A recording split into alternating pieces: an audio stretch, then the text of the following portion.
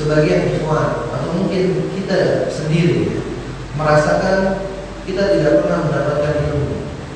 Kita sudah belajar tahunan, bahkan puluhan tahun, bahkan setengah hidupnya, tetapi ternyata dia tidak mendapatkan ilmu, atau dia dapatkan ilmu tapi sedikit.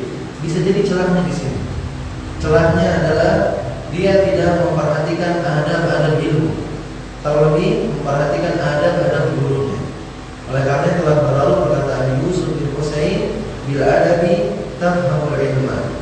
Dengan adab kau akan memahami ilmu.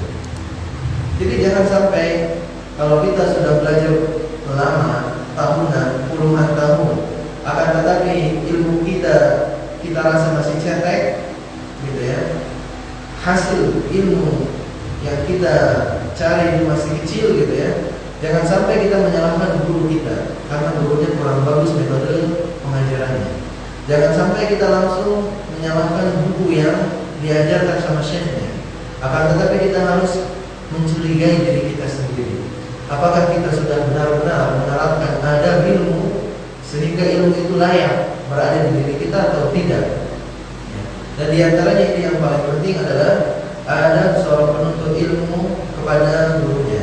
Kemudian syekhnya akan menyebutkan bagaimana seseorang bersikap apabila gurunya berbuat kesalahan. Dan ini merupakan pembahasan yang sangat penting ya, yang tidak ada di buku-buku, atau jarang kita temui di buku-buku para ulama ya. Dikumpulkan poin-poinnya. Syekhnya akan menyebutkan wa mimma tunasibul isyaratu ilaiha huna, dan yang mungkin bisa kita isyaratkan, kita sebutkan di sini ikhtisarin wajiz, dengan ringkasan ma'rifatul wajibi iza zalatil alim, mengetahui bagaimana kita bersikap ketika guru kita berbuat kesalahan. Ada 6 poin yang harus kita lakukan ketika kita menjumpai guru kita terjatuh pada kesalahan. Yang pertama, at-tathabbut fi suduriz zallati minhu, meneliti, memastikan adanya kejanggalan yang kita dengar dari guru kita. Dipastikan dulu ya. Kita pernah mendengar kejanggalan, misalnya guru kita berucap A, padahal menurut kita harusnya itu B. Itu kan kejanggalan ya. Kita pastikan dulu guru kita bilang A begitu. Ini janggal. Ini yang pertama, langkah yang pertama. Langkah yang kedua, at-tathabbutu fi kauniha khata'an, memastikan bahwa kejanggalan itu salah. Memastikan bahwa kejanggalan itu salah. Dan ini tugasnya ulama. Jadi kesalahan seorang alim, seorang syekh itu tidak bisa divonis oleh penuntut ilmu. Tapi yang bisa vonis itu siapa? Syekhnya lagi. Misalkan kita ditakdirkan untuk belajar kepada seorang syekh A, kemudian di tengah-tengah pelajaran kita mendengar pernyataannya janggal. Kita pastikan, kita tanya ke teman kita, apakah tadi syekhnya bilang demikian? Jika iya, berarti kita sudah melakukan langkah yang pertama. Kita memastikan bahwa kejanggalan betul keluar dari mulut beliau, kejanggalan menurut kita. Kemudian poin yang kedua, kita memastikan bahwa kejanggalan itu salah. Ini kita tanyakan ke syekh yang lain. Ya syekh, tadi syekh ini bilang A, apakah ini sebuah kesalahan? Jadi ini tugasnya ulama, bukan tugasnya setiap orang untuk memvonis ini salah itu salah. Karena kesalahan seorang alim itu perkara syubhat. Dan perkara syubhat kata Nabi, la ya'lamuhunna katsirun minan nas. Syubhat itu tidak bisa diketahui oleh kebanyakan manusia. Yang mengetahuinya siapa? Ulama lagi. Ini salah, ini betul ya. Bisa jadi yang kita anggap perbuatan itu janggal atau pernyataan itu janggal, itu adalah pernyataan yang benar. Jadi langkah yang kedua adalah kita memastikan bahwa kejanggalan yang kita rasa itu yang benar salah. Wa hadhihi wadhifatul ulama'i rasikhin. Dan ini adalah tugasnya ulama. Fayus'aluna anha, maka tanyakan kepada ulama yang lain ya, apakah ini betul kesalahan atau tidak. Langkah yang ketiga, tarku tiba'ihi fiha, tidak mengikuti syekhnya dalam masalah itu. Tidak mengikuti syekh, tidak mengikuti gurunya pada masalah itu. Jika benar-benar sudah kita tanyakan ya kepada syekh yang lain dan ternyata itu kejanggalan di syekh yang tadi, maka kita tidak mengikuti syekh yang ada dalam masalah itu. Langkah yang keempat, iltimasul udhri lahu bi ta'wilin sa'il. Iltimasul udhri lahu bi ta'wilin sa'il. Kita memberikan dia uzur. Kita memberikan guru kita uzur. Barangkali guru kita lupa. Barangkali guru kita kepeleset lisannya, gitu ya. Nabi SAW pernah bersabda, la tadhunnanna bi kalimatin kharajat min fami akhika illa wa anta jidalana mahmalan. Jangan kalian langsung berprasangka. Jangan kalian langsung berprasangka buruk tentang sebuah kalimat yang keluar dari mulut saudaramu, sampai kalian menemukan mungkin maksudnya ini, mungkin maksudnya ini. Itu ajaran Nabi SAW kepada saudara kita. Bagaimana lagi dengan guru-guru kita ya, jika mereka berbuat kesalahan, kita cari uzur untuk si guru. Kemudian poin yang kelima, badlun nushi lahu bilutfin wa yusrin la bi'unfin wa tashyid. Kita menasihati guru kita dengan lembut dan rahasia. Kita menasihati guru kita dengan lembut dan rahasia, bukan nasihatnya dengan kekerasan dan di khalayak ramai. Bukan kita lakukan nasihat kepada guru kita, ya syekh, anda salah, ente salah syekh, di depan murid-muridnya ya. Kita betul kayak gini ya. Ini yang kelima. Yang keenam, yang terakhir, hifdzu janabi. Kita jaga kehormatan syekhnya. Kita jaga kehormatan syekhnya. Fala tuhdam karamatuhu fi qulubil muslimin. Tidak boleh dicabik-cabik kehormatan syekhnya di dada-dada kaum muslimin. Di dada-dada kaum muslimin. Jika seorang penuntut ilmu paham tentang hal ini, apa yang harus dia lakukan ketika dia mendapati gurunya salah, maka fitnah di kalangan para penuntut ilmu tidak akan terjadi ya. Berupa saling adu antara syekh ya. Seorang penuntut ilmu saling adu dengan penuntut ilmu yang lain. Allahu musta'an. Kemudian di poin yang ke-14 ini syekhnya menutup dengan perkataannya, wa mimma yuhadzdzaru minhu mimma yattasilu bi tawqiril ulama. Dan hal yang harus diberikan peringatan, yang harus diberikan peringatan dan harus diingatkan kaum muslimin berkenaan tentang memuliakan ulama. Ada suatu hal bentuknya adalah memuliakan ulama, tapi kenyataannya itu adalah merendahkan ulama. Ada satu hal yang mungkin kita anggap itu adalah memuliakan ulama, memuliakan guru kita, tapi ternyata itu adalah menghinakan guru kita. Contohnya apa? Beliau sebutkan kalizdiham ala alim. Izdiham ala alim. Kita beramai-ramai berkumpul-kumpul di guru ya, sampai berdesak-desakan. Wa tadyiqu alaih. Kita menyempitkan jalannya syekh, menyempitkan jalan guru kita ya. Kita apa ya? Kerumuni guru kita gitu ya. Dengan maksud misalnya kita mau menanyakan sesuatu gitu ya, beberapa pelajar misalnya mau menanyakan sesuatu sehingga kita bergerombol, kita tarik guru kita gitu ya, menyempitkan jalan guru kita, itu bukan menghormati ulama, itu merendahkan ulama. Wa ilja'ihi ila aqsari subul, misalkan ya, memaksa guru kita berada pada tempat yang paling sempit karena jalannya misalkan sudah dipenuhi sama penuntut ilmu ya, yang mau salaman, yang mau cium keningnya misalkan ya. Kemudian syekhnya harus cari-cari jalan tikus gitu ya untuk sampai ke masjid. Ini bukan bentuk menghormati ulama. Kemudian beliau sebutkan hal ini, contoh hal ini ya. Bentuknya adalah bentuk kata mereka menghormati ulama, tapi sebenarnya itu adalah menghina dihinakan ulama. Seorang ulama kaum muslimin yang bernama Husain ibn Bashir, Husain ibn Bashir al-Wasiti, seorang muhaddits, ahli hadis. Beliau tidak mati kecuali karena penuntut ilmu berkumpul di kendaraannya sehingga beliau terjatuh dari kendaraan. Beliau tidak mati. Husain ibn Bashir al-Wasiti, ulama kaum muslimin, beliau tidak mati kecuali tatkala para penuntut ilmu berkumpul dulu padanya di kendaraannya. Kendaraannya onta dulu ya, kayak mobil ya. Kalau mobil nggak bisa, onta dulu ya. Kemudian mereka kerumuni si syekhnya sampai syekhnya terjatuh dari onta dan kemudian mati ya. Maka sababan mati, dan itu adalah sebab kematian Syekh Al-Alim Husain ibn Bashir rahimahullah rahmatan wasi'ah. Ini yang berkenaan dengan poin yang ke-14, memuliakan ahli ilmu dan menghormati mereka.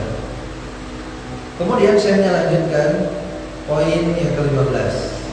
Poin yang ke-15 yang bisa kita lakukan untuk kita melakukan ilmu di dalam hati-hati kita. Poin yang ke-15 kata beliau, raddu mushkilihi ila ahlihi. Raddu mushkilihi ila ahlihi, mengembalikan ilmu-ilmu yang sulit kepada ahlinya. Mengembalikan ilmu-ilmu yang sulit kepada ahlinya. Orang yang mengagungkan ilmu, dia akan bersandar kepada ahli ilmu. Orang yang mengagungkan ilmu, dia akan bersandar kepada ahli-ahli ilmu, orang-orang yang expertnya di dalam ilmu itu ya. Dia tidak memaksakan dirinya untuk melakukan hal yang dia tidak mampu, karena dikhawatirkan dia akan berkata kepada Allah tanpa ilmu.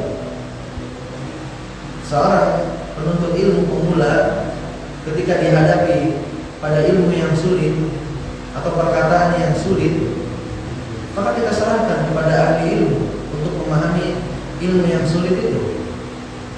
Jangan sampai dia memaksakan dirinya untuk melakukan hal yang tidak dia mampu untuk memahami perkataan itu misalnya. Khawatirnya dia akan berbicara pada agama Allah tanpa ilmu, dan dia akan berbuat kebohongan pada agama ini. Maka hendaknya seorang penuntut ilmu yakhafu sakhtatar rahman qabla an yakhafa sawta sultan. Hendaknya seorang penuntut ilmu takut akan kemurkaan Ar-Rahman sebelum dia takut kepada cambuknya para penguasa. Fa innal ulama, kata beliau, bi ilmin takallamu. Ulama itu dengan ilmu mereka berbicara. Wa bi basarin nafidin sakatu. Dan dengan pandangan yang luas mereka diam. Fa in takallamu fi mushkilin fatakallam bi kalamihi. Apabila ulama-ulama kita telah berbicara pada suatu hal yang pelik, maka hendaklah kita berbicara dengan perkataan mereka.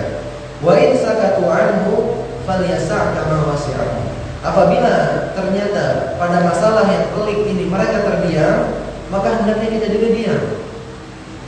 Karena ilmu itu, karena jawaban dari pertanyaan itu, jawaban dari problematika umat itu, ada yang dijelaskan dengan cara berbicara, ini hukumnya A, B, C, D. Ada yang memang jawabannya dengan diam. Ada memang yang jawabannya dengan diam. Fasukutu jawab. Diam itu adalah jawaban. Diam itu adalah jawaban. Fenomena pada hari ini berbeda. Setiap penuntut ilmu ingin berbicara, hatta pada masalah yang besar, masalah keumatan, masalah yang menyangkut darah kaum muslimin, masalah yang menyangkut harta-harta kaum muslimin, problematika umat, ya masalah-masalah kontemporer misalnya, masalah-masalah baru yang menyangkut hajat orang banyak, ya. Ini yang berbicara ulama-ulama besar. Yang berbicara pada masalah-masalah seperti ini ulama-ulama besar. Adapun para penuntut ilmu yang masih ilmunya belum kuat gitu ya, maka dia berbicara dengan apa yang dibicarakan oleh para ulama besar. Misalkan ya, misalkan permasalahan, ya Syekh, misalkan ini ada datang seorang, bagaimana pendapatmu berkenaan dengan tadakhul Rusi misalkan ya, di Suriah, intervensi Rusia pada negara Suriah, gitu ya. Kita menuntut ilmu yang masih pemula, yang levelnya belum sampai ulama, gitu ya, jangan sampai menjawab pertanyaan seperti ini. Pertanyaan seperti ini murni kita harus kembalikan ke waliul amr. Allah Jalla wa Ala berfirman, wa idza ja'aka amrun minal amni awil khawfi adza'u bihi. Apabila datang kepadamu suatu perkara, entah tentang keamanan atau tentang kabar yang menakutkan, gitu ya, orang-orang musyrikun, munafikun, mereka langsung menyebarkannya, ya. Gatal mereka lisannya, ya.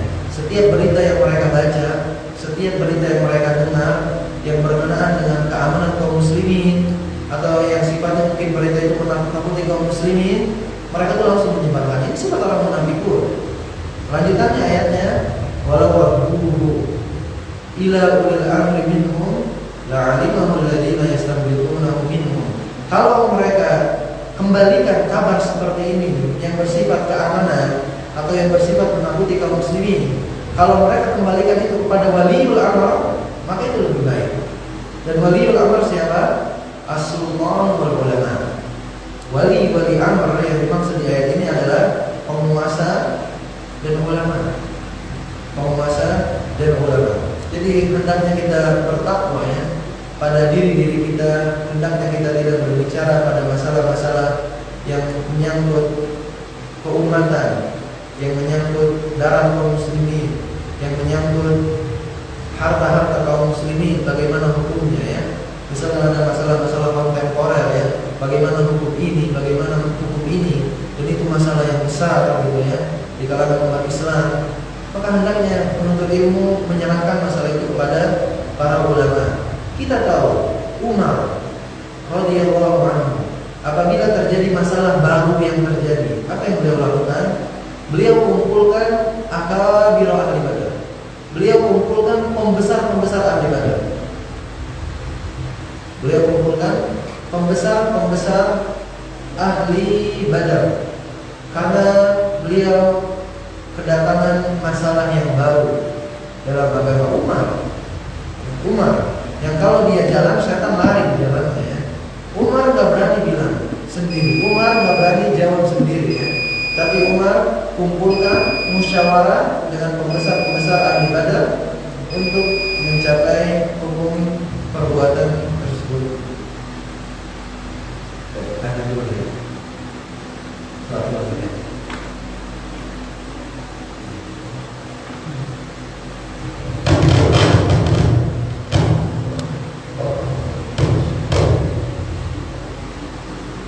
Pada burung supaya burungnya nggak terbang, kita kan harus diam aja, gitu ya. Ayatnya kan ta'ala ru'usihim qayyim.